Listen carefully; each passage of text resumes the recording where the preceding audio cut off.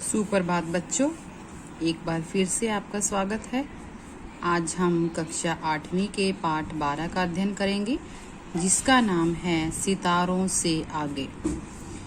ये एक जीवनी है जिसमें कल्पना चावला के जीवन के बारे में बताया गया है कि किस प्रकार वो बचपन से ही सितारों की सैर करने का सपना देखती थी और अपने सपनों को पूरा करने के लिए वो कड़ी मेहनत करती थी और उसकी कठिन परिश्रम और जुझारू प्रवृत्ति ने ही उसके सपनों को पूरा करने में सहयोग किया। ये करनाल, हरियाणा में करनाल की बेटी है और किस प्रकार इन्होंने अंतरिक्ष की सैर करके अपने पूरे देश का नाम रोशन किया, इसके बारे में अभी हम पढ़ते हैं। कुछ नया करने की लगन और उत्साह हो तो लक्ष्य तक पहुंचने से कोई रोक नहीं सकता। तो ये सही कहा गया है कि जब हमारे अंदर कुछ नया करने की लगन होती है, उत्साह होता है, हमें खुशी होती है कुछ नया काम करने, तो हम अपने लक्ष्य तक अवश्य पहुंच सकते हैं। बचपन से ही सितारों की सैर का सपना देखने वाली कल्पना अंतरिक्ष यात्रा के क्षेत्र में सफलता प्राप्त करने के बाद चांद पर उतरना चाहती थी। तो कल्पना चावला बचपन से ही चांद पर जाने का सपना देखती थी। बचपन से ही उसके मन में अंतरिक्ष यात्री बनने की धुन सवार थी। एक बातचीत में कल्पना ने कहा था, मैं बचपन से जिस क्षेत्र में जाना चाहती थी वहां पहुंचने के लिए मैंने एड़ी चोटी का जोर लगा दिया। एड़ी चोटी का जोर लगाना मतलब बहुत ज्यादा मेहनत करना। तो कल्पना चावला ने जो सपना देखा था उसको पूरा करने के लिए उसने बहुत मेहनत की। कल्पना चावला का जन्म सन 1961 में हरियाणा के करनाल शहर में एक मध्य वर्गीय परिवार में हुआ था।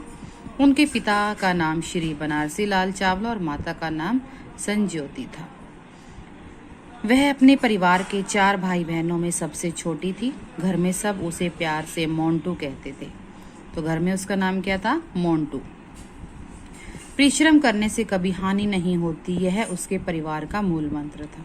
उसने परिवार से ही बचपन से ही क्या सीखा था कि जब हम किसी काम के लिए परिश्रम करते हैं तो उसका हमें कभी भी नुकसान नहीं होता। वो परिश्रम हमारा कहीं न कहीं काम अवश्य आता है। और इस बात को कल्पना ने आत्मसात कर लिया। आत्मसात करना मतलब उसने अपने जीवन में ढाल लिया, उसको अपना लिया। कल्पना की प्रारंभिक पढ़ाई लिखाई टैगोर बाल निकेतन में हुई थी। ये एक स्कूल का नाम है, टैगोर बाल निकेतन, जो शुरू से उन्होंने वहां पर पढ़ाई की थी। कल्पना जब 8वीं कक्षा में पहुंची तो उसने इंजीनियर बनने की इच्छा प्रकट की। तो उन्होंने 8वीं कक्षा से ही क्या सोचा कि मुझे तो इंजीनियर बनना है। उसकी माँ ने भी बेटी की भावनाओं को समझा और आगे बढ़ने की मदद की। रूढ़ियों को तोड़ने के कल्पना के प्रयास किसी न किसी रूप में परिवार में विवाद खड़े कर देते थे। अब उसके परिवार में की रूढ़ी होता है प्रथा। अब कई परिवार में पुरानी प्रथाओं पर विश्वास करते हैं कि बेटियों को आगे पढ़ने नहीं भेजना। तो इस प्रकार के विवाद जो है उसके परिवार में होते थे। लेकिन कल्पना चावला ने उन विवादों को, उन रूढ़ियों को तोड़ने का प्रयास किया। अपने गुरुजनों के प्रति कल्पना के मन में जो सम्मान था उसकी अभिव्यक्ति उसके ही शब्दों में। अब वो कल्पना चावला अपने अध्यापकों का बहुत सम्मान करती थी और उसने अपने ही शब्दों में कहा है कि जो व्यक्ति कुछ करते रहने के लिए उत्साहित और तत्पर रहता है उसी से मुझे प्रोत्साहन और प्रेरणा मिलती है। तो वो क्या कहती है कि जो व्यक्ति हमेशा कुछ करने के लिए उत्साहित रहता है, उसके मन में उत्साह रहता है, तत्पर रहता है, तत्पर होता है, तैयार रहता है, उसी से मुझे प्रोत्साहन मिला और प्रेरणा मिली। अब जब उसने अपने अध्यापकों को देखा कि वो हर रोज नया करने की कोशिश करते थे, तो उससे कल्पना को प्रेरणा मिली और उससे उसका उत्साह बढ़ा। मेरे अध्यापक जितना परिश्रम अपने पाठ्यक्रम पूरा करने में लगाते हैं, जो अतिरिक्त समय हमें प्रयोगात्मक कार्यों, एक्सपेरिमेंट काम में वो देते हैं, छात्रों को नए विचार, नए प्रयोग करने के लिए प्रोत्साहित करते हैं, उन्हें याद कर सोचती हूँ कि उन्हें यह सब करने के लिए कितना धैर्य रखना पड़ता था। तो अपने ही शब्दों में कितना सम्मान और तारीफ करती है कल्पना अपने अध्यापकों का। कल्पना का सर्वाधिक महत्वपूर्ण गुण था, अब उसके सर्वाधिक होता सबसे अधिक। अब सबसे ज्यादा गुण क्या था कल्पना में? उसकी लगन और जुझारू प्रवृत्ति। जुझारू प्रवृत्ति क्या होती है? कुछ नया सीखने की प्रवृत्ति, कुछ जानने की प्रवृत्ति। हमेशा वो हर काम को, हर बात को जानने की कोशिश करती थी। प्रफुल्ल स्वभाव, प्रफुल्ल मतलब खुश, वो खुश स्वभाव की थी। और बढ़ते अनुभव के साथ कल्पना न तो काम करने में आलसी थी और न ही असफलता से घबराने वाली थी। जब वो किसी काम में असफल हो जाती थी तो वो घबराती नहीं थी, बल्कि उसके लिए वो ज्यादा से ज्यादा मेहनत करती थी। धीरे धीरे निश्चय पूर्वक युवती कल्पना ने स्त्री पुरुष के भेदभाव से ऊपर उठकर काम किया। कक्षा में अकेली छात्रा होने पर भी उसने अपनी अलग छाप छोड़ी। अब वो अपनी कक्षा में छात्रा अकेली थी, बाकी सभी छात्र थे। दृढ़ संकल्प वाली कल्पना अन्य लड़कियों की तरह स्नातक के बाद वैवाहिक संस्कार और अच्छी नौकरी के विषय में न सोचकर कुछ अलग सोचती थी। अब जब कल्पना ने बीए पास की तो उस समय वो अपने विवाह के बारे में या किसी नौकरी के बारे में नहीं सोचती थी।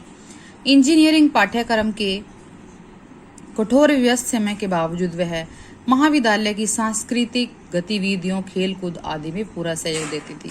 वो पढ़ने के साथ साथ अन्य सभी कार्यों में भी, सभी गतिविधियों में भी भाग लेती थी। अपनी उच्च शिक्षा के लिए कल्पना ने अमेरिका जाने का मन बना लिया। अब कल्पना ने सोचा कि मैं अपनी आगे की शिक्षा अमेरिका से पूरी करूंगी।